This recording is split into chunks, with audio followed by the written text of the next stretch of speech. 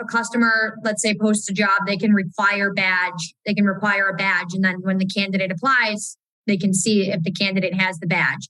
And customers can actually do specific searches. So I could search bud tender, med badge, Colorado.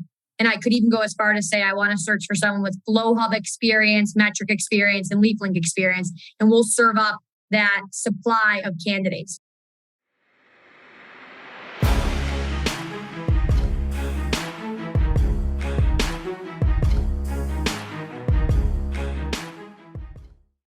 What's up, guys? Welcome back to another episode of Dime. I'm Brian Fields, and with me, as always, is Kellen Finney. And this week, we've got a very special guest, Karson Humiston, CEO and founder of Vangst. Karson, thanks for taking the time. How are you doing today? I'm great. Thank you so much for having me on today, guys. Kellen, how are you doing? I'm doing really good. Excited to talk to Karson and, just looking forward to the conversation. Yeah, I'm excited. And I know Karson has current roots on the West Coast, but I think her heart and her origin is more of an East Coast and New York style. So Karson, for the record, your alliance, East Coast, West Coast, where would you put yourself? That's actually a hard question. I mean, I love living here, but I feel like I relate to the people on the East Coast a little bit more. So I would say I would still consider myself an East Coaster who just happens to live in Colorado, and I'll probably live in Colorado forever. I love it. That's a good answer. I love that. Let the record state, though, an East Coaster, she said. So yeah. I think that was a politically unbiased answer. Fair. You know what I mean? That's fair. The speed. I appreciate the speed that the people on the East Coast have, but a lot of people from the East Coast are moving out to the West Coast. So there's definitely a group that move fast out here as well, but they're harder to find. Cool. So for our listeners, Karson, that are a little unfamiliar about you, can you share a little background about you and how you got into the cannabis space? Yes, I'm happy to. So like you mentioned, East Coaster, I'm from Buffalo, New York. I went to St. Lawrence in very upstate New York, about 5 hours north of Buffalo. Always wanted to be an entrepreneur. So I'd started a bunch of little mini businesses. I grew up on a golf course, and at night I would go around the golf course and collect the golf balls, clean the golf balls, and then sell them back to the golfers the next day. I would I'd pick up a bunch of sticks. I would throw the sticks on my neighbors' yards and then write them letters saying that there's sticks in your yard, pay me to pick them up. So I really can't remember a time in my life where I wasn't attempting to start a business. Most of them failed. In college, I did a small student travel company called On Track Adventures. And towards the middle of my senior year, I realized this business wasn't going to be the end all be all business. I didn't want to be a party planner forever. But I asked the students and the people who had gone on the trips, what industries are you interested in getting jobs in? People started writing back saying the cannabis space, which I remember at the time thinking was, I didn't really think I certainly didn't think I was going to be in the cannabis industry, 6 years later. And I thought, the people that went on the college partying trip want to go work in cannabis, classic. But the more I started researching the space, at the time, cannabis was only legal in Colorado, Washington, Oregon, and Nevada. And the more I saw what a challenge it was for businesses to make hires, I really saw this blank canvas opportunity to build a business in a brand new industry that solved a huge pain point, and packed up my stuff, moved out to Colorado, and haven't looked back since. So it's definitely the business of mine that's made it the furthest along, and just has been an awesome ride so far in this industry and in building this business. Is there a reason that you chose Colorado over the other three adult use markets at the time? Yeah, so Alaska seemed unrealistic. In Oregon and Washington, I really hadn't been to. I didn't know a lot about. Versus Colorado, I'm a skier, so I'd come out here to go skiing. I knew a couple people that were from my school that lived in Denver, so would have a couple friends. There was certainly not a business reason for choosing Colorado over the other three places. I just thought Colorado would be cool. I love it. Those are the best kind of situations. Yeah. Like, I thought it would be cool. This is where I went for it. So let's stay with those early days. I think I recall from some of the research, you were 23 years old when you started it. Yep. What were those early days like? And was there hesitation when you got started? I can only imagine the type of challenges getting started as a 23-year-old in a space as challenging as cannabis currently is. But back then, it must have been littered with even additional challenges. So take us through those early days. Yeah. So one thing to note is that the business was called Graduana. If you Google Graduana, you'll see the logo, which is a graduation cap with the cannabis leaf coming off the side. So it's hard to be taken seriously as a 23-year-old. I think it's really hard to be taken seriously as a 23-year-old with a company that's called Graduana. So it was hard. I mean, like I would go into these businesses and tell them that I'm Karson with Graduana. I can help you find an entry-level employee for $500. And people would laugh at me, but I kept going. And I think the trick is I finally got a customer. Our first customer was Open Vape. I remember the controller. I don't think he's there anymore, but his name was Oliver Nelson. And he let me help him find an entry-level accounting person. And I bent over backwards. I would have done anything to find him this candidate. And they made the hire. And, Nelson said, wow, you did such a great job. You really bent over backwards. So I'm going to introduce you to 5 more people. Right. And then closed a couple of those and then bent over backwards for those people. And I think it goes a really long way just showing up every day and working hard and doing what you say you're going to do. But it was really, really hard because I remember I would try to go to at least 3 networking events per week. And I would get there and I would just say, I'm just going to try to introduce myself to every person here and to walk up to strangers and say, I'm Karson Humiston with Graduana. Are you hiring or do you know anyone that's hiring? A lot of people I knew, I walked away from them and they started to laugh at me. So it took a lot of discipline to keep going.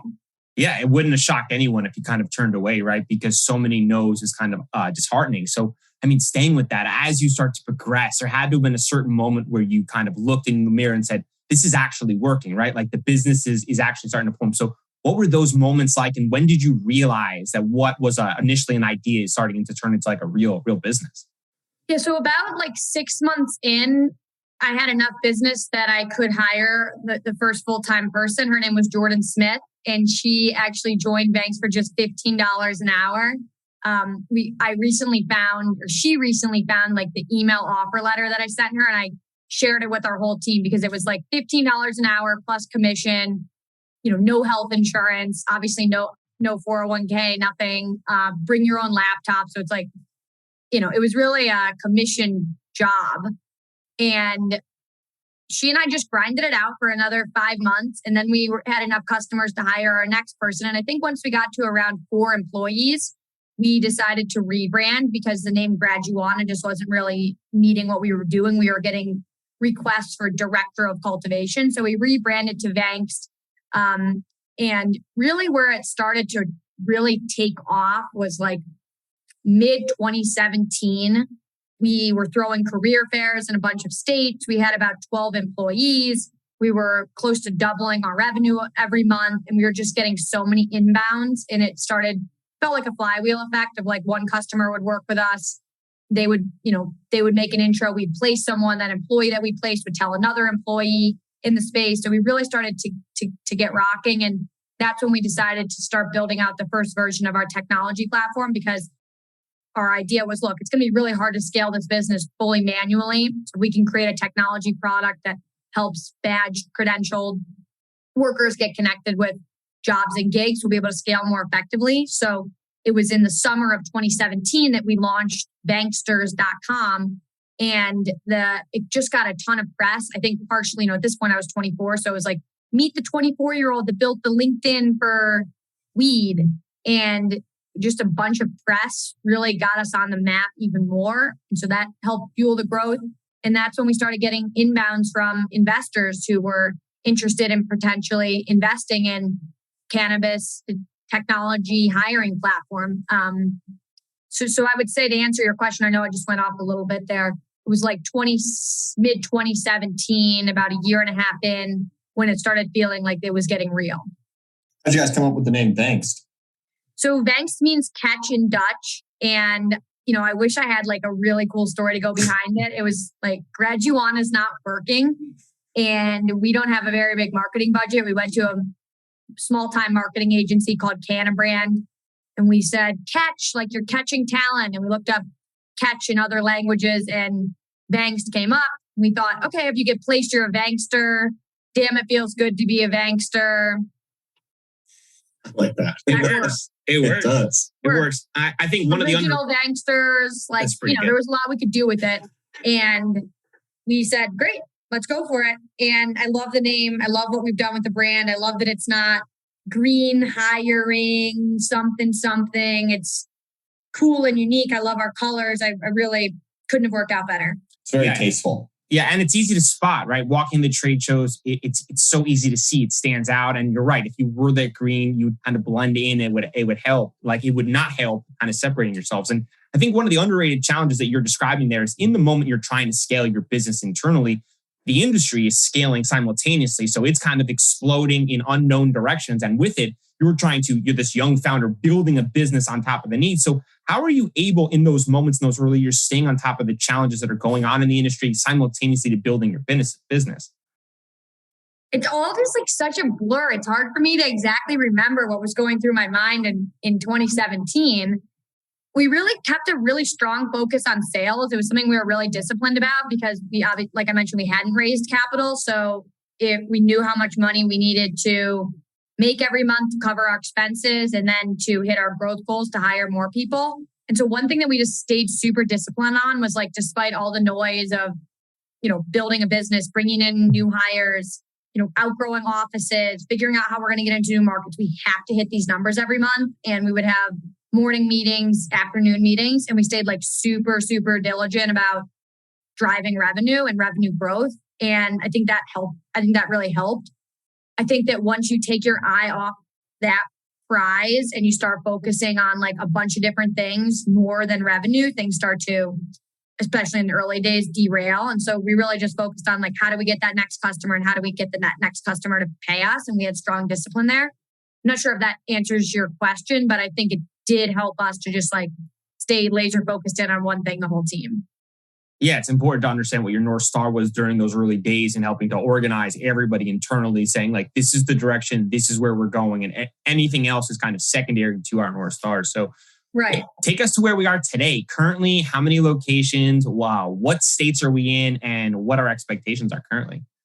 Yeah. So fast forward, we've now raised $30 million from amazing investors. We've built out several new product lines, which I'm sure we'll talk about. We're Vangst Gigs, which is our core product, which is helping customers get connected with on-demand temporary employees, is in 16 states and 5 more to come this year.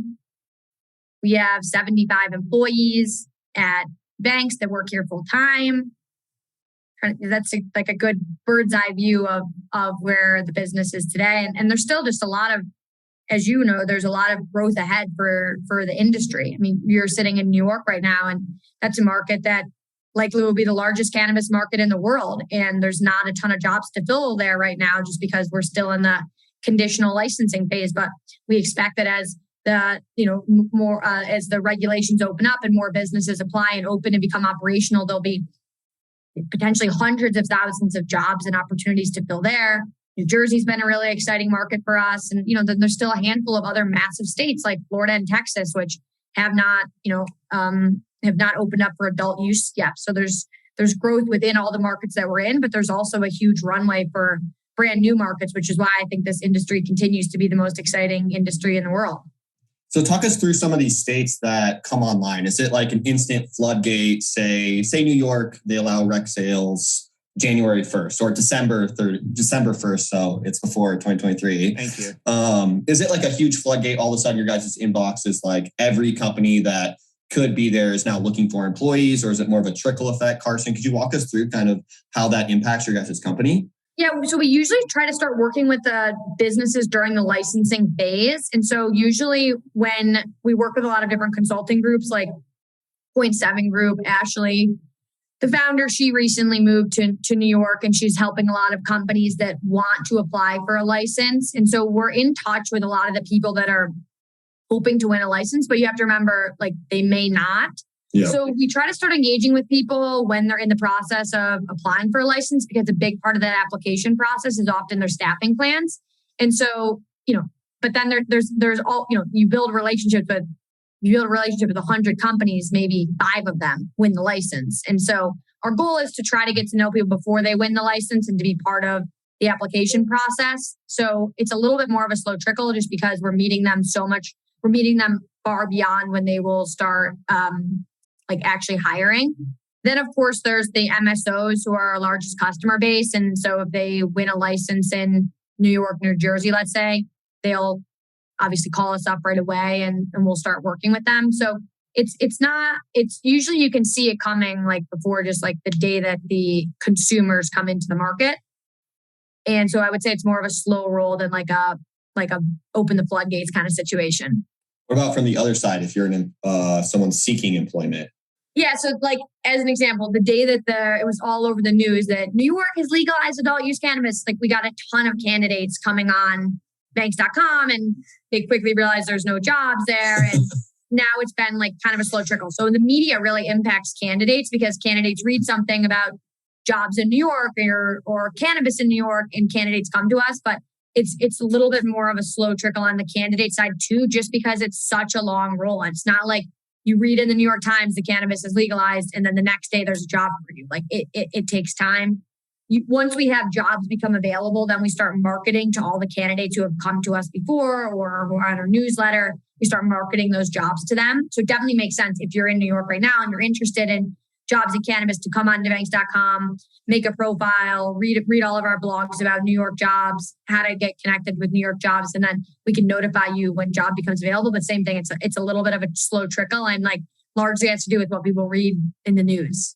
I'm so glad you shared that story because I had a very similar experience. Someone saw the news, they reached out to me and they said, hey, I went on Vangst.com. I saw that there was no jobs. Like, why not? And I was like, well, you guys recognize like there's a process here, right? Like it's not like all of a sudden there's like a million jobs that are open just because they announced this. And even more so, I think there has to be so many more challenges because the people that are applying for these jobs, most of them are changing industries, don't have experience. So how does your team help that onboarding experience or qualifying candidates? So when an MSO or a smaller operator reaches out to your team, you can feel comfortable, placing a candidate. Yeah, so we're working with a couple training companies right now that we're working on partnerships with because training is such a big piece. And so Cannabis Retail 101 as an example, just giving candidates that baseline information about how to work in a retail dispensary, different kinds of point of sale systems, compliance, like all those skills. And so I think that's something that we have on our roadmap that is going to be a big separation for candidates that go through Vangst because they'll actually be able to get trained up on the industry in new markets. So I'm really excited about that to announce some of those in the fall. And if they're in states that require a state badge, we help candidates go through the process of getting the badge. So an example here would be in Colorado. In order to work in the industry, you have to go to the Marijuana Enforcement Division and actually get issued a badge. And so customers will require candidates to have that badge. So we help candidates in that process of getting the badge so that you have a badge, you meet the baseline criteria of getting the job, and the customers know that they're getting candidates who are, credentialed and they don't have to wait for them to go through that process. So really badging and training are two ways that we help our candidates stand out from the pack and help our clients get a more targeted pool of candidates. Yeah, it's probably so critical in the process for them also, right? Because when they're reaching out, when the employer's reaching out to your team looking for candidates, the last thing they're hoping for is to get a candidate that's got almost no experience and hasn't even started the process, because sometimes that process takes a little steps, which is unnecessary or unhelpful for them in that process of kind of getting started. Yeah, and on Vangst.com, if a customer, let's say, posts a job, they can require a badge. And then when the candidate applies, they can see if the candidate has the badge. And customers can actually do specific searches. So I could search bud tender, med badge, Colorado. And I could even go as far to say I want to search for someone with flow hub experience, metric experience, and LeafLink experience. And we'll serve up that supply of candidates. And so really how Vangst is building our moat is to have the largest supply of the credentialed candidates ready to come to your job. So the difference between posting a job on Vangst versus Indeed is on Indeed, you might get 900 candidates. They might not have the badge. They might not have the training. They might not have the skills you need. Versus if you post on Vangst, you can have these very industry specific, deep skills. And really that's how we believe we're going to win long term, is to own the supply of the cannabis candidate workforce so that our customers can get exactly what they're looking for at every search. Yeah, there's hard to do though. It's so hard. It's not. I say that and it sounds so easy, but it's trickier than people think. Oh, marketplaces are hard businesses, but some of the most valuable businesses in the world, which is why we're excited about it. And they're a critical component to the industry, right? As the industry goes, they're going to need credentialed individuals. And the one thing that a lot of these operators don't have is capital in order to make mistakes. And early on, when you're hiring in your business, I'm sure you would know, Karson, is that as you're growing your company, that first person on the bus is one of the most critical hires. And if you make that mistake or hire someone just based on you thought they had experience and it takes you down a bad path, there's compounding problems that kind of on top of that. Hiring, I mean, listen, we're not immune to, even though we're a hiring company, we're not immune to hiring mistakes. And especially as we've gotten bigger, we've made some royal hiring mistakes, and it really costs you a lot of time, a lot of money, and it's a morale kill, right? When you bring in the wrong person, it's not just what they don't do, but it's all the things they do for your culture. And so we got so lucky, and I already mentioned Jordan as our first hire, and our first 20 hires shaped the way that this business went. And for anyone new starting a business, it's make or break the first people that you bring onto the bus. How do you communicate that experience that you have in terms of building your organization when you're talking with a founder of a startup who's just a single state operator? How do you kind of connect with them to kind of communicate that the experience that you have building your company is built into the service that Vangst provides? Yeah, I think especially as I've gotten more experience with a founder, I think that in the early days, it's really finding the right culture fit and finding someone that will roll up their sleeves and do the damn work is what matters. I mean, where we've gotten burned is when we've hired people that have, flashy companies on their resume, they're, big executives, so to say, and they just do not understand what it takes to be in an early stage startup. I think that hard work and commitment and drive is what matters for the early employees at your company, not flashy logos, long resume and executives, so to say. That's not early day startup. And so where we've seen our clients go wrong is they bring in these hotshot people to try to run the company. And those people haven't been in the weeds, no pun intended, in decades. And they wonder why it's not working out. And so I would say that what I tell our clients is listen, Jordan Smith was our first hire, $15 an hour, commission, equity, in it to win it. And it's hard to find those people, but when you do, they're lifers, they're diehards, they'll follow you into a fire. And you got to find those people, not the expensive, overpaid, shiny executive. When you said that, I thought of the Office Space quote where he was asking them, what do you do here? And he's like, I'm a people's person. They're like, so what do you do here? Right. And he's just a people's person. And you're right. Because at the end of the day, someone with Pepsi experience who had 30 years who goes to a startup here in cannabis, they're going to face challenges they might not have had before recently. And if you're not an action over everything type of person, there isn't someone to do some of those roles, which is probably going to lead to, internal struggles, but also from a cash flow standpoint, probably a big headache. So let's talk about some of the data trends. I'm sure your team, as the industry continues to explode, is at the forefront of some of these data trends. Can you share some insights on what you're seeing from a location-based or a role-based growth? Yeah, so it's good timing because I was just putting this report together from Q2. And Q2, our top jobs markets were Colorado, California, and Michigan. And so even though I know that they're, in Colorado and California haven't had some of the best quarters from a sales perspective, and brands have somewhat struggled. I mean, there's still just that's where the most employees in the industry and the most businesses exist.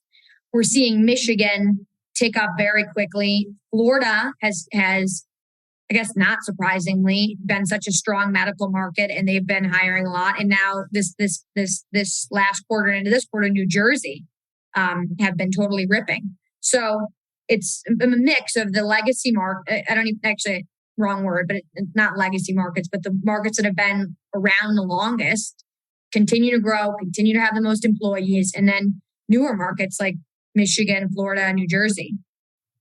As markets open up, has your team been able to uncover data trends saying that, okay, let's say New Jersey has been open up for 2 months now. As they get to month 3, 4, and 5, we expect an increase in these type of roles. Is there opportunities there where your team's seen data trends from previous, let's call it more experienced states, California and Colorado, and able to apply that to future opportunities to help those employers and say, hey, we're expecting a big increase in these type of roles in the future?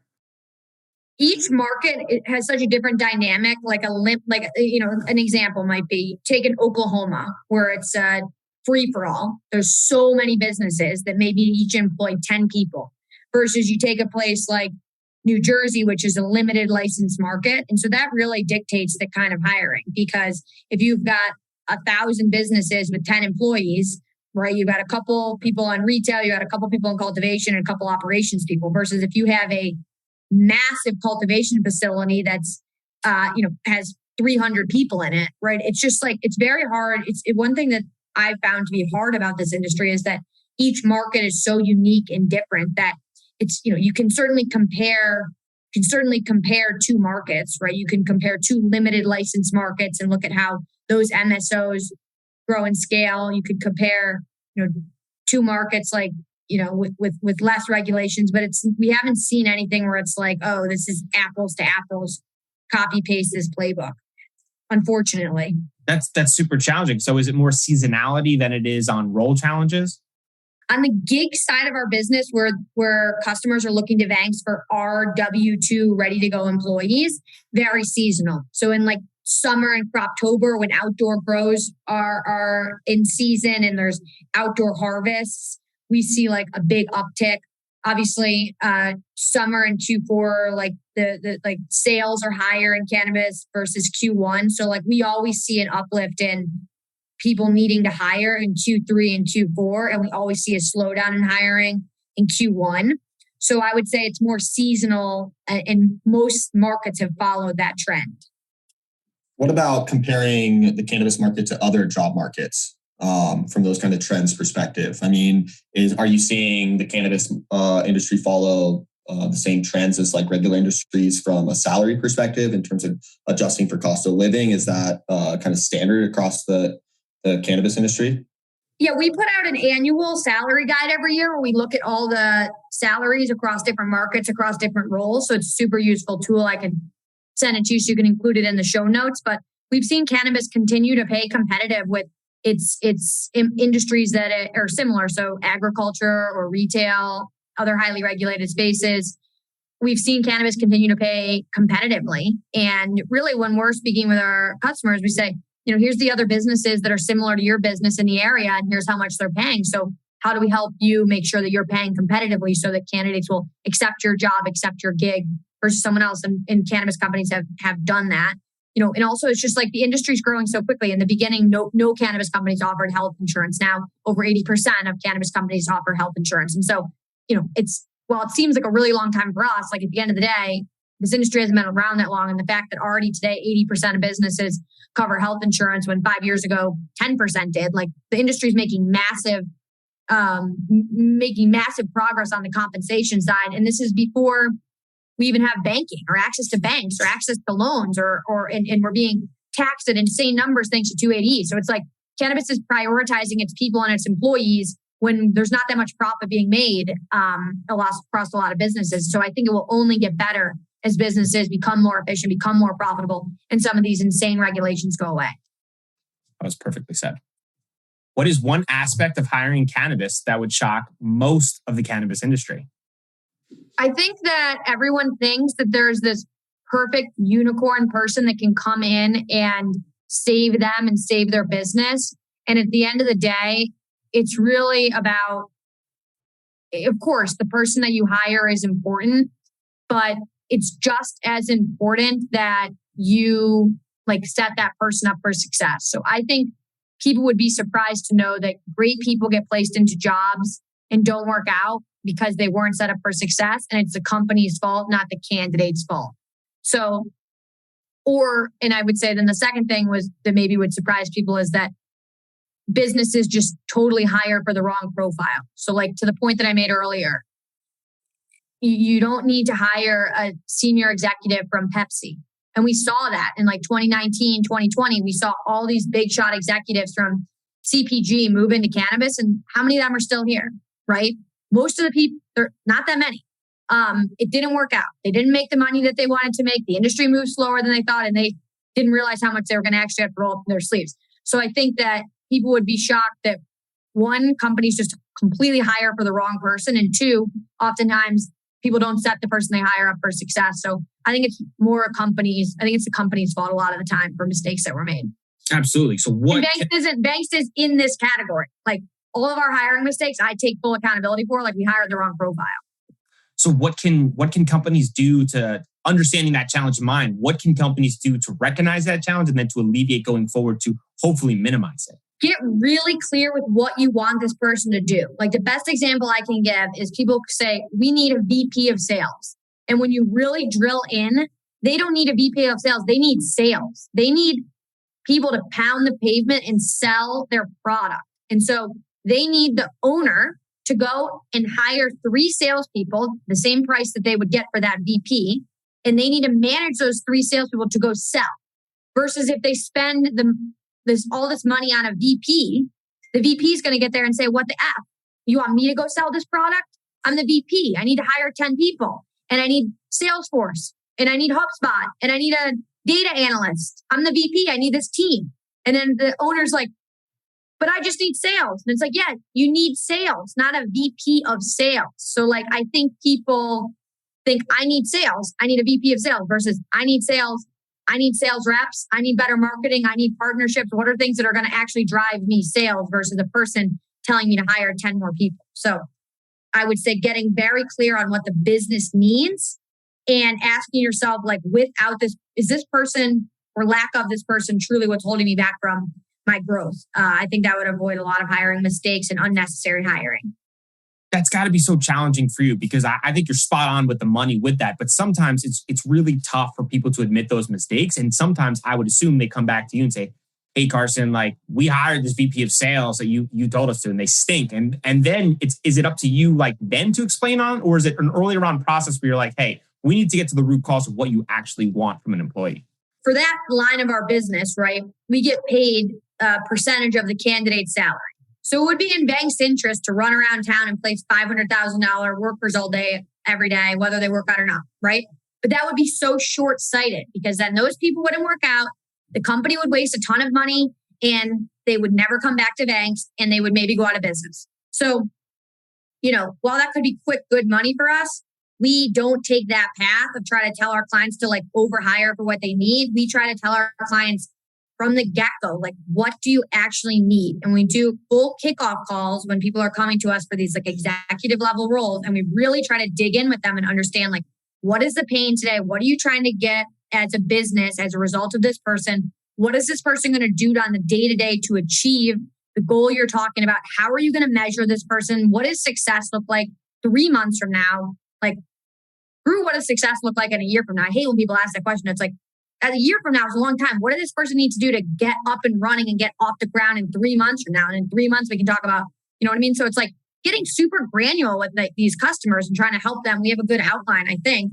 And, turning business down sometimes. If people tell us that they want to hire this like shiny object, huge person that we know is just not too advanced for where their company is, we really try to be good long-term partners. And I think it's shown. Like, I remember GTI being with Pete Cadens, the former CEO, in their office with 60 employees. And I was talking about what their hiring needs were. And like, Pete and I just like, he's an amazing CEO and just like mapped out exactly what they needed.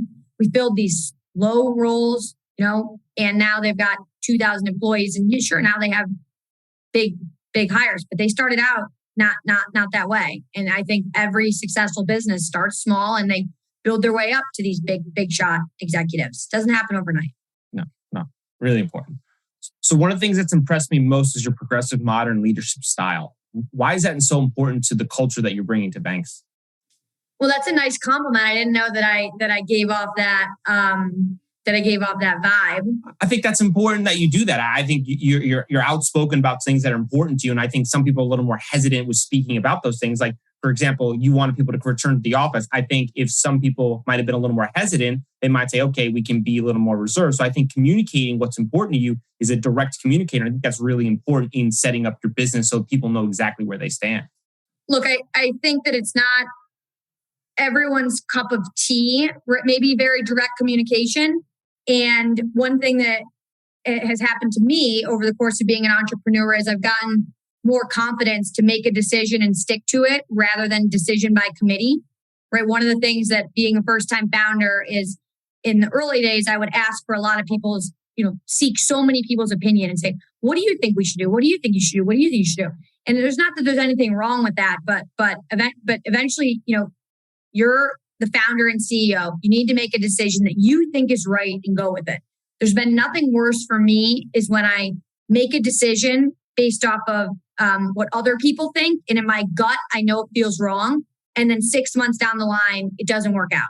And so I just made a commitment to myself actually for this year that I'm not going to make decisions that I don't 1,000,000% stand behind, even if it's unpopular. So this office thing is a great example. It's super popular right now to work remotely. It's not working for certain teams in our business, and we are returning to the office. And if people don't like that path, then they don't have to work here. And I'm totally okay with that. There's plenty of companies that their business runs great being remote. It doesn't work for Vangst. This is the decision made, and this is what we're going to. But it's hard, and I think that it takes some practice to make these unpopular decisions and be okay with them. And I'm still learning as I go as well. But try to be truthful and transparent, and do what I think is right as often as possible. I think that's what's most important, right? You're honest about your approach, and I think people understand exactly how that goes. So let's do a quick rapid fire. True or false? Your favorite cannabis podcast network is PodconX. True. The number one most influential book you've ever read?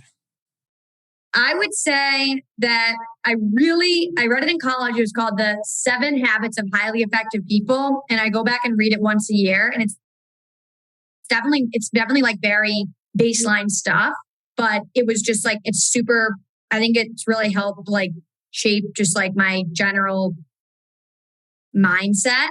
So I would choose that one, but there's so many really good like business specific books that I also love reading. Hiking, swimming, climbing. Favorite one while consuming cannabis? That's scary to think about. I guess I would say hiking. I would probably fall off the mountain though. True or false, you swam from Alcatraz to San Francisco? True. True or false, your dad followed? True. State you have your eye on? State I have my eye on? Like to get into for the business? Just one that you think is underrated, that you think is poised to explode. Oh, Florida. When you started your journey in the cannabis space, what did you get right? And most importantly, what did you get wrong? I got right our early team members and our early culture. I got wrong how to scale that culture. What would you have done differently? I wouldn't have tried to hire everything I've been talking about in the show. I wouldn't have tried to hire all these like hot shot people with like that, frankly, were just like, they looked impressive, and it was cool to tell our investors we had hired them, and cool to tell our team we had hired them, and cool to post about on LinkedIn. But at the end of the day, they came in and, I don't think did much for the business. So my regret is rather than like promoting from within some of these early rock stars and like making them run the company, trying to hire these like hot shots from outside in. 20 years from now, we will look back and say that was barbaric in the cannabis industry. What is that? If you go to my Twitter and you scroll down, you can see an email that's some customer from Oklahoma sent to one of our sales reps. He sent a very barbaric email, a CEO to one of our sales reps, and I tweeted it. So I think 20 years from now, we'll still be talking about that email.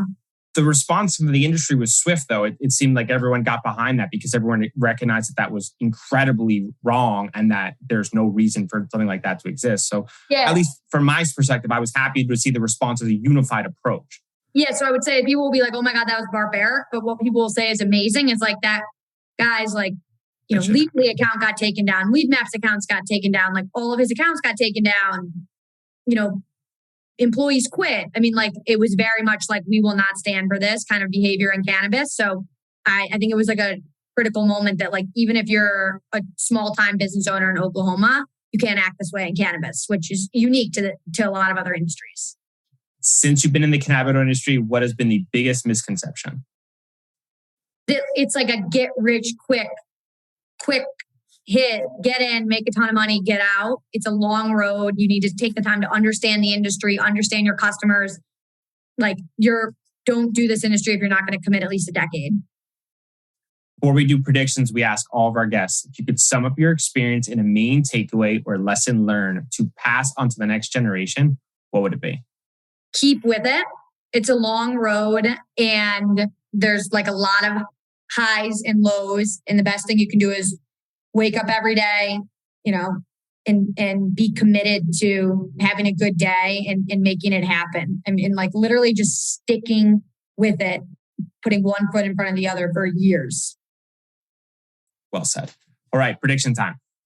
Prediction time. The cannabis industry is set to explode over the next 5 years. What job role do you think cannabis companies should look to add to their team to get ahead of the industry's growth?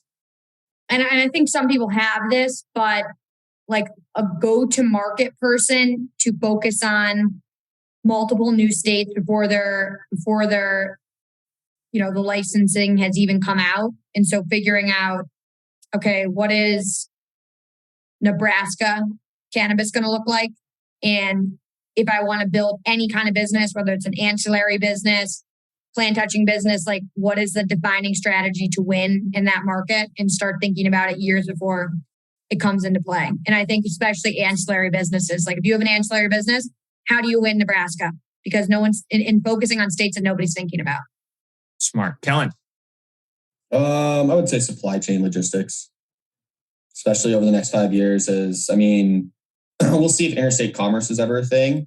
But I do think that, supply chain logistics for these small companies that are operated in fragmented markets. Just look at, say, a large MSO that's trying to sell the same vape pen in 15 different states. Every single different state is going to have a different label requirement, right? So just managing that kind of inventory for these larger companies, I think is going to provide significant efficiencies. And over the next 5 years, I think focusing on efficiencies is going to be one of the best routes to profitability for these large MSOs. What do you think, Brian?